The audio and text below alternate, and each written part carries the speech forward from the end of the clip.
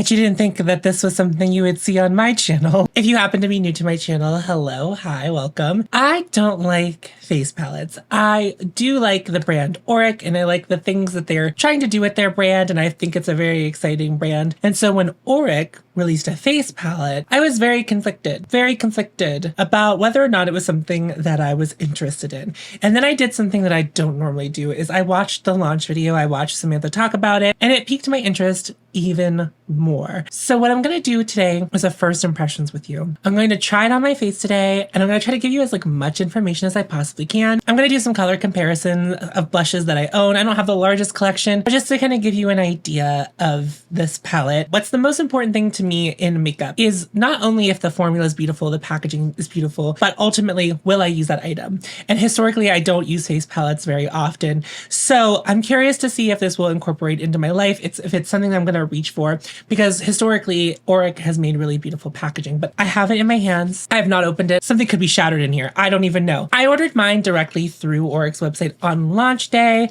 They had some launch issues, but they seem to have been handled very quickly. The issue was that it wasn't letting us add them to cart, and they fixed it, I think, with in 20 minutes. They were available for purchase. I don't know if they're on Beautylish yet, but Auric also sells on Beautylish. Outer packaging is gorgeous, as Auric's outer packaging always is. Makes me want to keep it. Now, I am a millennial. I'm very prone to wanting to keep boxes. However, I don't keep boxes, but only if I decide not to keep something, then I will put it back in the box and I will pass it on to a friend. And that way it feels kind of like new, even if it is a gently used item. I do believe that this is Braille on the top to make it a little more accessible. That's interesting to me because at this time, I don't think Auric sells anywhere where you can buy things on shelves. You would have already bought the product. It would already be at your house if reading Braille is something that you need for accessibility reasons. But yeah, gorgeous out of packaging. It's not velvety, but it's like that soft matte feeling. It feels really luscious.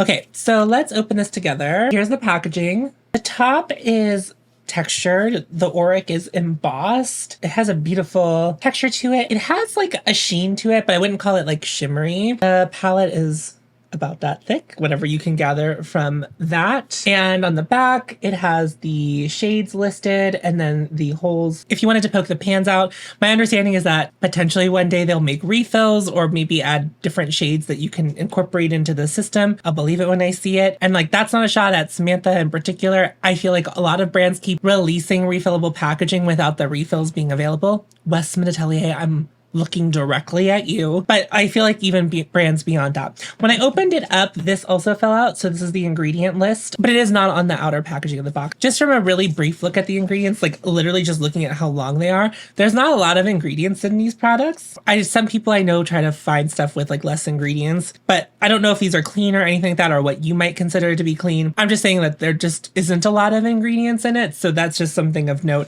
because sometimes you'll look at a blush and it will have a whole paragraph. Those seem pretty tight. I don't know if plastic's going to be in here when I open it, but packaging is pretty luxe. The outer packaging is plastic, and I shaved my face today and there's a hair caught in my shirt, and it's definitely facial hair and it's poking my nipple. It is a little bit weighty. I guess not as weighty as I was expecting it to be, but it does have some nice weight to it. My understanding from watching Sam's video is that was so that if you wanted to use the mirror, you can hold it propped up like this, and that way it's weighted on the bottom so that it doesn't flip over. But there is a beautiful mirror on top, and then we are left with the products inside. And so we will test this after I try the makeup on my face, but my understanding is that you can take all of this out, including this part right here, and just use it as a magnetic pan.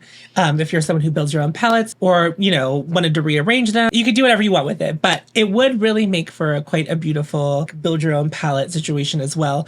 This is too expensive for you to do that. This is $88. So it's too expensive, I think, to buy just for the magnetic palette. That is my backup plan if I don't use this palette a lot, is to use it as a magnetic palette for custom builds. We have the bronzer here, the blush, the highlighter, and then the balm. My understanding is that Sam tried to make this a timeless piece of makeup, not only with the packaging and potentially with the refills. Once you're done, if you used all of them up, you can just use it as a magnetic palette. The balm is supposed to be if you like a more dewy look to your blush or your bronzer, you'll be able to use the balm and incorporate it into what you're doing. Now, I often just use balms like this as a highlighter, and there is a sheen sheen to it, but the balm is the same in all of the palettes that were released. And I guess it's supposed to be sheer enough to work for anyone and shouldn't really change the color, just the finish. The blush and the bronzer are supposed to be like a soft matte or just like a skin finish. If I had to guess now, the balm will probably be the thing I use the least. We'll see if it encourages me to play around. There was a mixing palette that you could buy separately. It was gorgeous, but it was a little expensive. Not that this palette wasn't expensive. I have mixing palettes that I use all the time. I'm not usually mixing product on them. I'm mostly like putting foundation or like liquid things on there. Sometimes I guess I do mix things. Sometimes I'll mix a liquid illuminator with like a liquid blush or my foundation or something like that. Mixing isn't my number one thing. So I'm just gonna do a quick swatch on the back of my hand. Looking at this bronzer, it looks like it's gonna work for me. Oh, I have the shade Daybreak. This is the lightest of the three palettes. This bronzer is looking nice and fair, and she promised that it wouldn't pull orange or anything like that. Upon touching it, it kind of melts pretty quickly. So it's giving me the energy of like, well, I don't know, just sometimes a cream takes a little bit to get melty. Sometimes it melts on impact, and this is definitely melting on impact. The cream blush shade is pretty.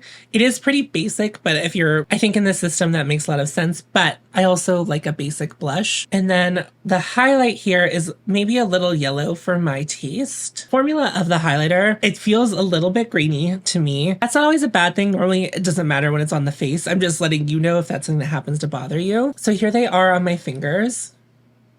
I know I swatch on the back of my hand, which is hairy, but I'll put better swatches in an overlay for you. Upon swatching, I think the bronzer shade could pull a little olive on me.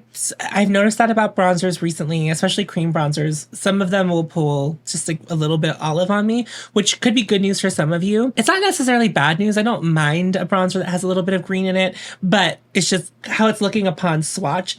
And I feel like that's how brands have been like not going so orange, is like there's some green in it. The blush is pretty, so I'm looking forward to getting it on my cheek.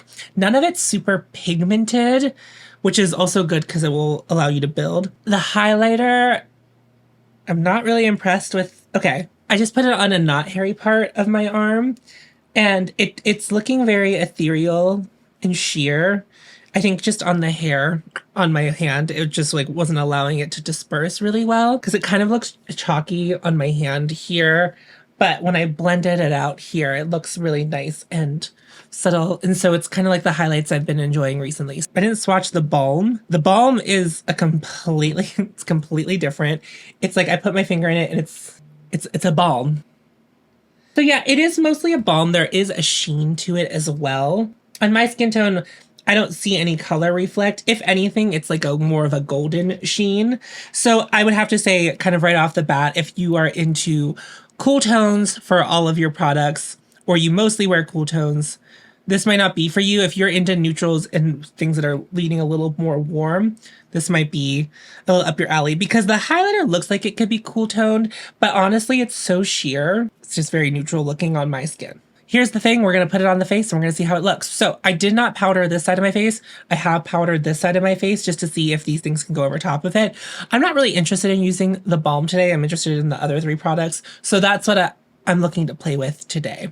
I hope you will forgive me. But we'll see if I apply something and I think it could use the balm, we'll figure it out. So typically for cream bronzer, I like to use this, but I don't think that that's really gonna fit in there. And I also think, you know, not everyone's using a bronzer brush this big, so I think I could get in there with it, but I am nervous, so I'm gonna use something else. I might finish blending with that. I'm gonna go with my Sonia G Classic base. This is a mix of natural and synthetic fibers. See how that goes. We'll start on the side of my face that is not set with powder.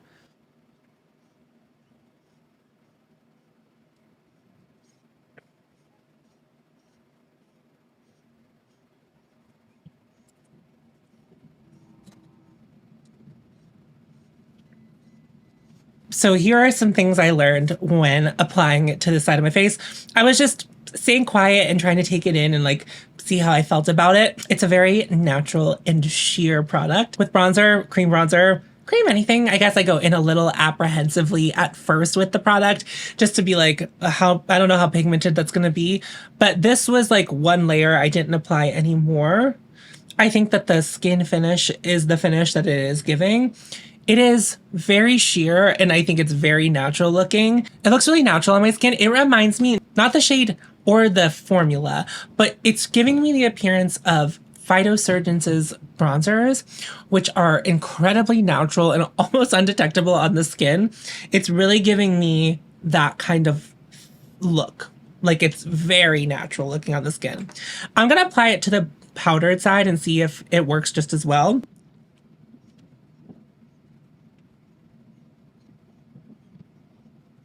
On the powdered side, I feel like it showed up a little more pigmented right away and was a little bit harder to blend. Not impossible to blend. It doesn't look bad on top of the powder. I normally try to keep my creams on creams, liquids on liquids, and then powders on top of powders. I do want to add a second layer to see if we can get something a little more visible because it does look so sheer on the skin.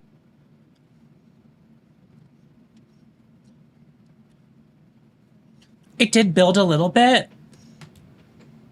It's a little more apparent on the skin.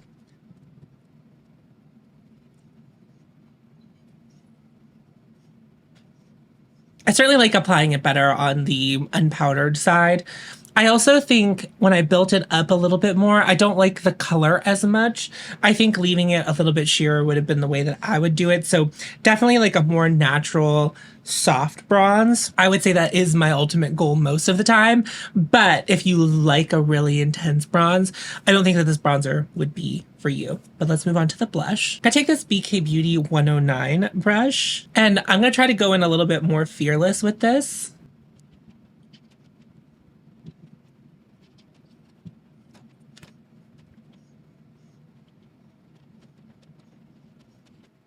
The problem with face palettes, sorry, I applied it to both sides of my face. The problem with face palettes, and this is one of the things, is that the blushes are often very like middle of the road, right down the middle. And I think that this blush is. That's not bad. It makes it very versatile. If this is something that you're taking as your face palette when you're traveling, you probably want a blush that can be like one thing or the other thing.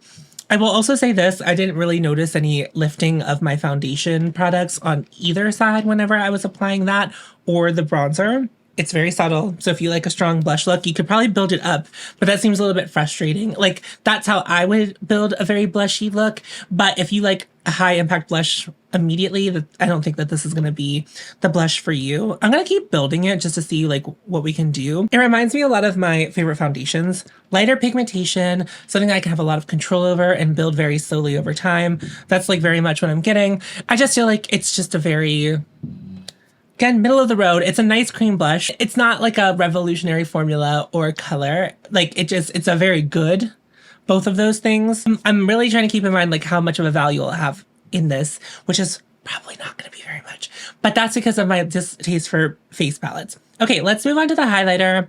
The highlighter I feel inclined to apply with my fingers, so I'm going to do that just for fear that it might lift other products. And also, I don't know, I feel like, again, we're slowly building. The warmth of the finger is going to allow it to push it into the skin. Maybe. Now, cream highlighters on top of powder, I feel like is normally the hardest sell when you're layering. Yeah, because like this side obviously looks a lot glossier, a lot dewier. This side is like more of obviously a matte look. It's like layering okay. Every time, it doesn't matter what formula, even if I think it does it well.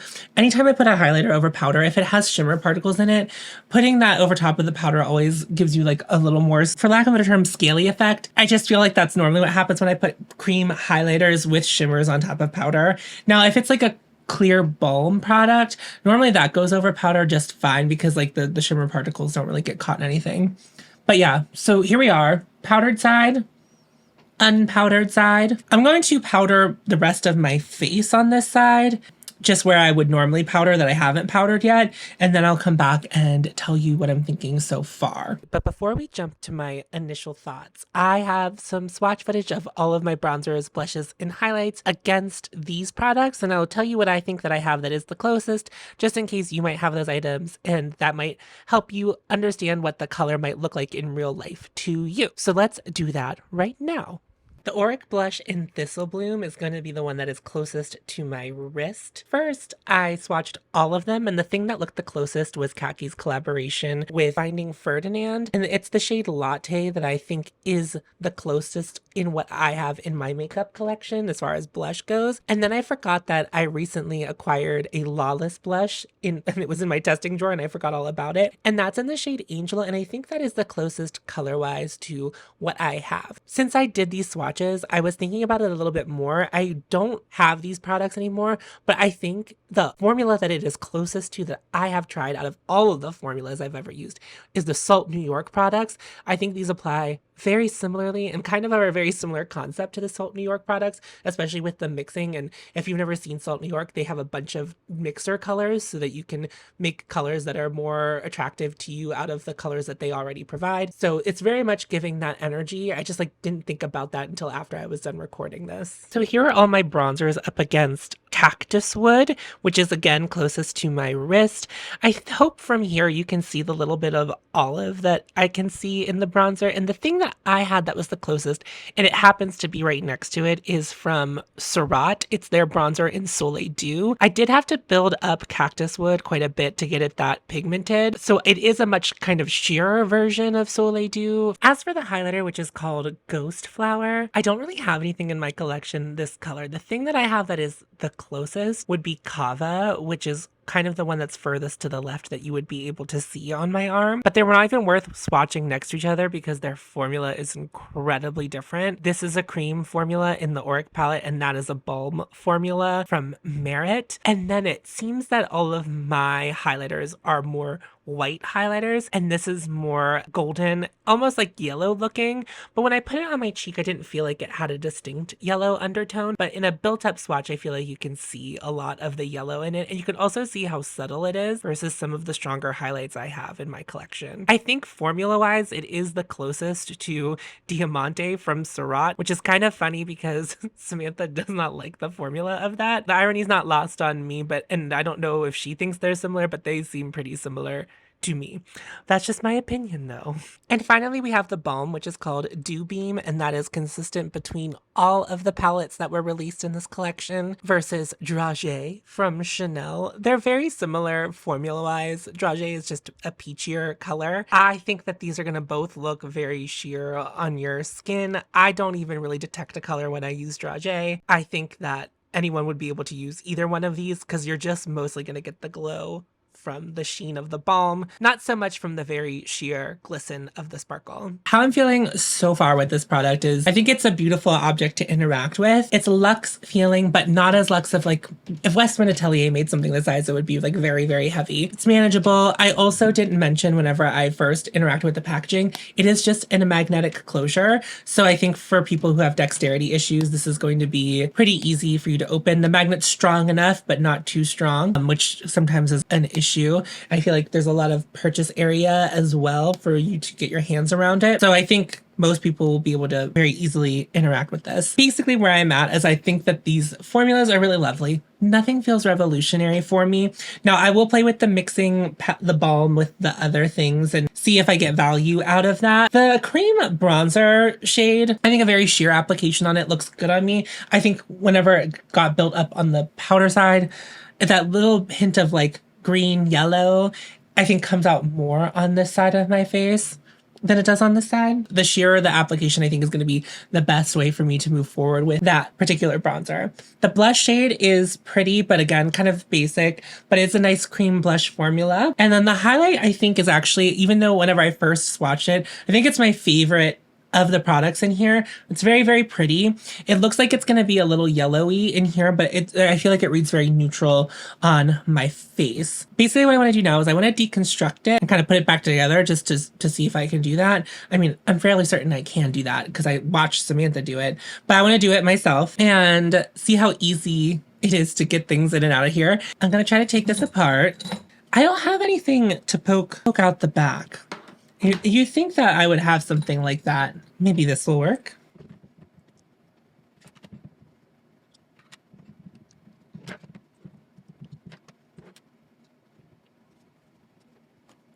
cool. So I was able to get it entirely apart. This is all magnets in here.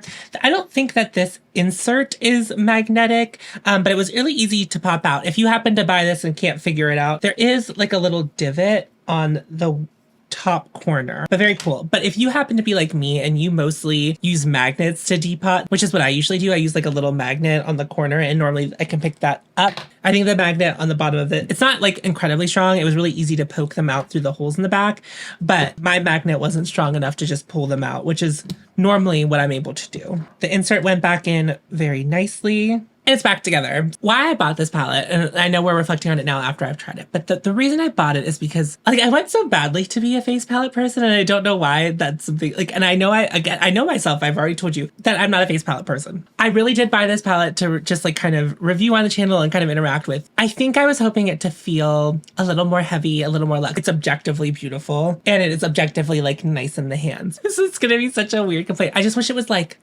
a little bit heavier. Like it's not as heavy as like a Pat McGrath palette. And I think that's what I wanted it to. I wanted it to be as heavy as a Pat McGrath palette with the compactness of this. It doesn't need to be.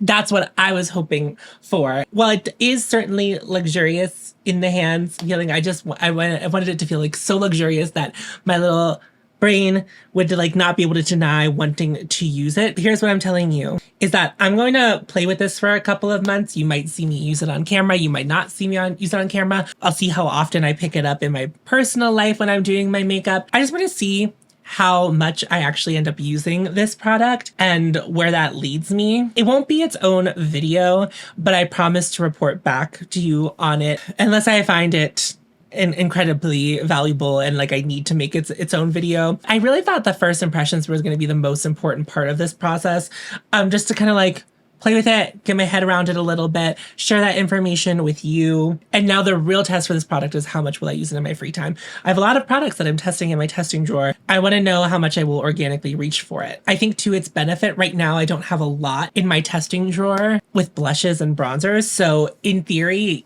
for testing it, I should be naturally picking it up because it's like, that's what I do is I try to incorporate as much stuff as I'm testing as I feel comfortable whenever I'm playing with makeup in my free time. We'll see how that goes. You and I together, we'll see how that journey goes. I'm excited about it. It's certainly not something that I think right woo out the bam is I'm going to have a strong relationship with. If I do end up hating or not using it that much and I can do my own palettes in here, I think that could be very fun and worthwhile. Anyway, that's going to wrap up the video. I hope you enjoyed it. If you want to see how my relationship with this product grows, I would love to have you subscribe. Otherwise, what I like to do on my channel is to help myself and help you be more discerning about the makeup that we are buying. So for example, if I didn't have a makeup channel and I didn't want to explore this would have been a very bad makeup purchase for me. And I like know that when I made that purchase, I knew it, but my curiosity really got the better of me. And I don't want you to make the same mistakes that I do. If I do happen to make mistakes, it's something that we can learn from. I don't think this will be a mistake, but I also, using my logic, I shouldn't have bought this product, for my own purposes, but I also have a makeup channel and I like to do reviews on here as well, but I try to be really mindful when I'm doing those reviews, whether I got it in PR or I purchased it myself, that I'm giving you as honest and an unbiased review as I can, but there's going to be bias and everything. The reason I bought this is because it's from the brand Auric. I really like the brand Auric. That's how we got here. But also I thought it would be fun to like really surprise you, my audience, my regular audience, with me buying a face palette. Did I get you? Were you shocked? I bet you were. I don't know. We'll see. Make sure you like this video and share it with someone who might find this information helpful. And I'm on patreon.com if you would like to support me there. I also have channel memberships here on YouTube. It's the same thing. Both groups get the same extra content. I do one additional video over there every month. And thank you to all my current patrons. You're the best. And thank you to anyone who's ever been a member or patron. I appreciate you and your time. There's no pressure to join my Patreon. I'm just so happy that you are here. Liking, commenting, and sharing my content is the best way to support me or any other content creator that you love. And make sure you're spreading love right now to the ones that you really like, to the content creators that you know are doing the best that they can in these trying times. I will have a pinned comment. In that pinned comment, I will have a link to help families in Gaza. And I'm currently trying to work to figure out some local things in my city that I can promote down there, charities and such that I can direct you to. And if you have the extra money to support those things, and it comes down to supporting me on Patreon and channel memberships or one of these charities, I would rather you support the charities before joining my Patreon and memberships. And also, right now, with the way that things are going in the United States, I would highly suggest you save as much money as you can, because who knows what's going to happen. And that's not to be fearmonger or anything. I think that it would just be wise for all of us to do that, just not spend as much money as we might usually spend, especially on frivolous things. Anyway, thank you so much for watching. I hope you enjoyed it. Remember to follow your haute, and you'll find me. And I'll see you in a video very soon. Go forth. Tits out.